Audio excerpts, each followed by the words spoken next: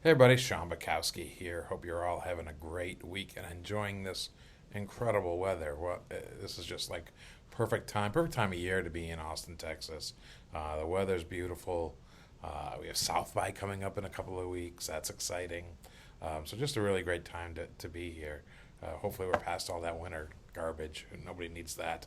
I want to talk to you. I went to an interesting breakfast last week, I guess, and wrote about it for this week's blog article.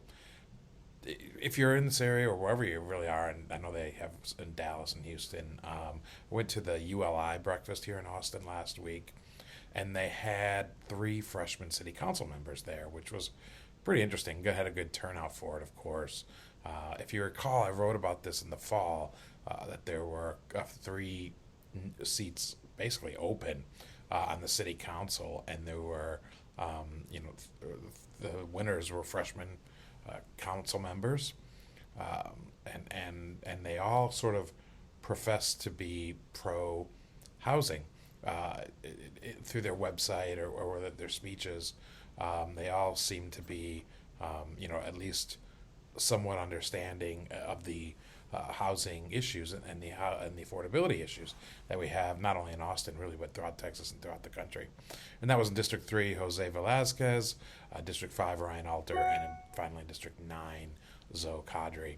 And so they all came to speak at the ULI breakfast last week, and I think for housing advocates, it went pretty well. Like, look, they're politicians. They're on a stage. They're not going to go into great detail, although Ryan Alter came closest, as he's definitely a policy type person. So we they didn't go into specific details, but they did all talk about the need for more housing in Austin and the need to curb regulations that are a hindrance. Specifically, for example, they talked about compatibility and how that's a real hindrance to development of more housing stock, and how it could be changed for the better to encourage more building. Now, of course, they focused on affordability. It's not surprising that there's city council members, and they want to encourage.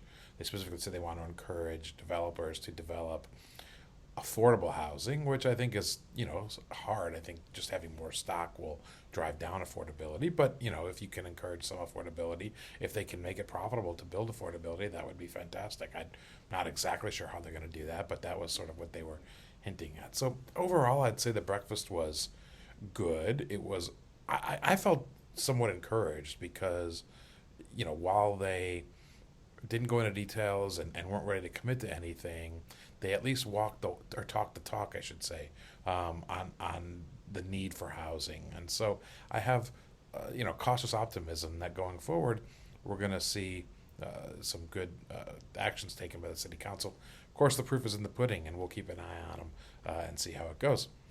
If you enjoy this, please subscribe to our blog, to our podcast, to our YouTube channel, and have a great week.